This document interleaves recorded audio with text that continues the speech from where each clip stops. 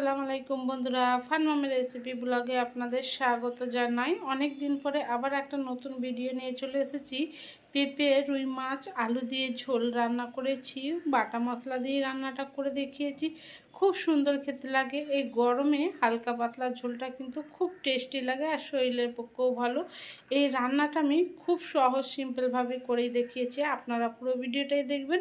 আমি যেরকম করে রান্নাটা করে দেখিয়েছি বাড়িতে একবার অবশ্যই বানাবেন, খেয়ে আমায় কমেন্ট করে জানাবেন কীরকম হয়েছে। আমার রেসিপি যদি আপনাদের ভালো লাগে আমার চ্যানেলকে সাবস্ক্রাইব করবেন, লাইক করবেন, কমেন্ট করবেন, শেয়ার করবেন, বেল আইকনটা দাবিয়ে দেবেন সবার আগে নোটিফিকেশানটা পাওয়ার জন্য। এখানে আমি 1 কিলো রুই মাছ নিয়ে নিয়েছি, দাগার পিস আর পেটি পিস মিক্স করে নিয়েছি। ভালো করে ধুয়ে আমি পানি ঝরিয়ে নিয়েছি, ম্যারিনেট করে নেবো। 1 চামচ আমি হলুদ গুঁড়ো দিয়ে দেবো, 1/2 চামচ লঙ্কা গুঁড়ো দিয়ে দেবো, 2 চামচ নুন দিয়ে দেবো। সব একসাথে ভালো করে আমি মাছগুলো মাখিয়ে নেব। ভালো করে মাছটাকে আমি মেখে নিয়েছি। দেখুন আমি এটা ঢাকা দিয়ে রেখে দেবো। এখানে আমি 1 কিলো আলু মোটা মোটা করে কেটে নিয়েছি। এখানে আমি 500 গ্রাম পেঁপে দেখুন সরু সরু করে কেটে নিয়েছি। বাকি মশলা আমি এই রান্নার জন্য কী নেব সেটা আমি রান্না করতে করতে দেখিয়ে দেবো, আপনারা পুরো ভিডিওটাই দেখুন। রান্না করার জন্য একটা কড়া নিয়ে নিয়েছি, এর মধ্যে আমি তেল ঢেলে দেবো। তেলটা ভালো করে গরম করে নেব। তেলটা ভালো করে গরম হয়ে গেছে, কড়ার মধ্যে চাইড়ে নেবো। মাছ ভাজার সময় কড়ার মধ্যে যাতে লেগে না যায় এক একে নুন হলুদ মাখানো মাছগুলো দিয়ে দেবো। বেশি আমি মাছ দেবো না, 4 পিস মাছ দেবো, কেন দাগাগুলো বড় বড় আছে, পাল্টাবার সময় ভেঙে যাবে। ও পিঠে ভাজা হয়ে গেলে পাল্টে দেবো। ও পিঠে মাছটা ভালো করে ভাজা হয়ে গেছে, পাল্টে নেবো। দেখুন কত সুন্দর কালারটা এসে গেছে। এই পিঠেও ভালো করে আমি ভেজে নেবো। 2 পিঠে ভালো করে মাছটা লাল লাল করে ভেজে নিয়েছি। দেখুন খুব সুন্দর কালারটা এসে গেছে। এবার নামিয়ে নেবো একে একে।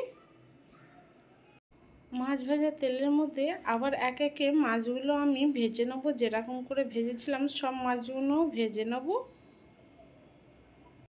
মাছ ভাজা তেলের মধ্যেই রান্না করে নেবো। 1/2 চামচ কালো জিরে ফোড়নে দিয়ে দেবো, আলু দিয়ে দেবো, একই সাথে পেঁপে দিয়ে দেবো, 2 চামচ নুন দিয়ে দেবো।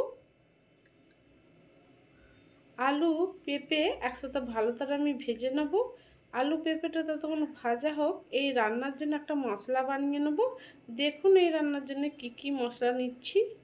মশলা বানানোর জন্য মিক্সির জার নিয়ে নিয়েছি। 2টো মিডিয়াম সাইজের পেঁয়াজ আমি মোটা মোটা করে কেটে নিয়েছি।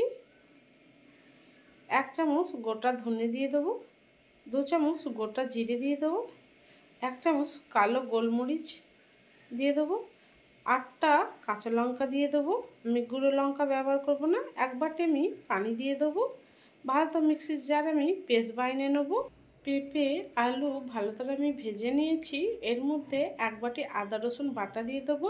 আদা রসুন বাটা দিয়ে ভালো করে ভেজে নেব, আদা রসুনের কাঁচা গন্ধটা যাতে না বেরোয়। আদা রসুন বাটা দিয়ে ভালো করে আলুটা ভেজে নিয়েছি। বাটা মশলাটা এর মধ্যে দিয়ে দেবো। মিক্সির জারে অল্প পানি বুলিয়ে দিয়ে দেবো। 1 চামচ হলুদ গুঁড়ো দিয়ে দেবো। আর কিছুই মশলা দেবো না। ভালো করে মশলাটা আমি কষিয়ে নেব। সব মশলা একসাথে আমি কষিয়ে নিয়েছি। দেখুন খুব ভালোভাবে কষানো হয়ে গেছে। এর মধ্যে আমি অল্প পানি দিয়ে দেবো আলুটা সিদ্ধ করার জন্য। দেখুন আমি অল্পই পানি দিয়েছি। একটা ঢাকনা নিয়ে ঢাকা দিয়ে গ্যাসের ফ্লেমটা মিডিয়াম রেখে দিয়ে 15 মিনিট পর ঢাকনাটা খুলে দেখে নেব। 15 মিনিট হয়ে গেছে, ঢাকনাটা খুলে দেখে নেব। নেড়ে দেখে নেব আলুটা কতটা সিদ্ধ হয়েছে। দেখুন আলুটা খুব ভালোভাবে সিদ্ধ হয়ে গেছে। মাছের ঝোল করার জন্য আমি পানি দিয়ে দেবো। এই মাছের ঝোল করব, আমি এর জন্য পানিটা বেশি করে দিয়েছি। আপনারা যেরকম চাইবেন সেরকম পানিটা দেবেন। 1 চামচ নুন দিয়ে দেবো। নুনটা আপনাদের পরিমাণ মতন দেবেন। ঝোলটা ভালো করে ফুটিয়ে নেব। ঝোলটা ভালো করে ফুটে গেছে, একবার ভালো করে নেড়ে নেব। দেখুন আমি ঝোলটা এরকমই নামাবো। ভেজে রাখা মাছগুলো দিয়ে দেবো একে একে। সব মাছগুলো আমি দিয়ে দেবো। খুন্তির সাহায্যে মাছগুলো ঝোলের মধ্যে ডুবিয়ে দেবো। ভালো করে কিছুক্ষণ আমি ঝোলটা ফুটিয়ে নেব। মাছটা দিয়ে ভালো করে ঝোলটা ফুটিয়ে নিয়েছি। দেখুন আমি এরকমই নামাবো।